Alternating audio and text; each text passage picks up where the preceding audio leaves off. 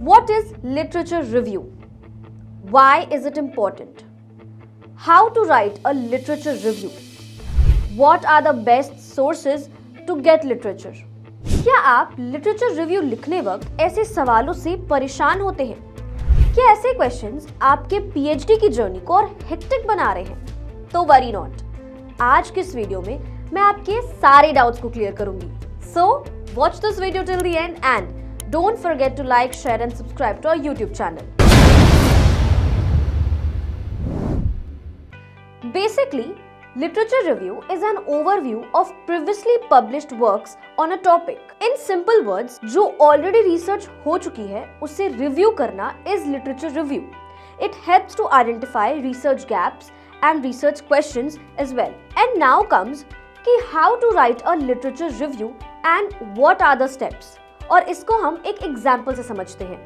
त्रिशा जो अपनी literature review लिख रही है वो कुछ सिंपल स्टेप्स को फॉलो करके अपनी इस जर्नी को और आसान बनाती है।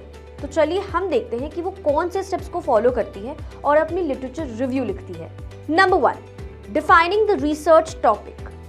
त्रिशा ने सबसे पहले अपना रिसर्च इंटरेस्ट डिसाइड किया और उसका रिसर्च इंटरेस्ट था commerce. Number 2, conducting a comprehensive search. इस स्टेप में त्रिशा ने अलग अलग डेटाबेसेस, ऑनलाइन लाइब्रेरी सर्च करना स्टार्ट किया। For example, Shodhganga, Google Scholar, and many more. Number 3, evaluating the sources. Out of all the sources, उसने शोधगंगा को select किया. Shodhganga is the gold mine for all the researchers.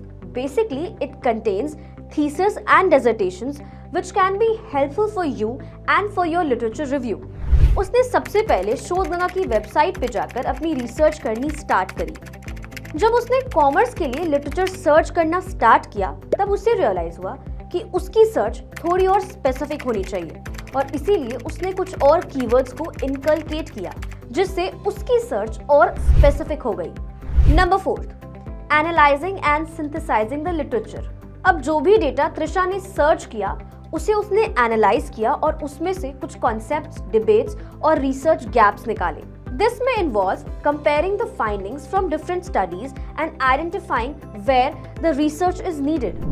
Number 5th and the last, writing the literature review. अब finally Trisha अपने last step पर आ गई है जहां वो अपनी लिटरेचर रिव्यू को लिखेगी। उसने जो भी रिसर्च किया है उसे वो एक समराइज करके एक वेल स्ट्रक्चर देगी जो कि पूरी तरह से स्ट्रक्चर्ड, फोकस्ड और क्लियर होना चाहिए और वो सारी रिसर्च उसके रिसर्च क्वेश्चन से रेलेवेंट होना चाहिए।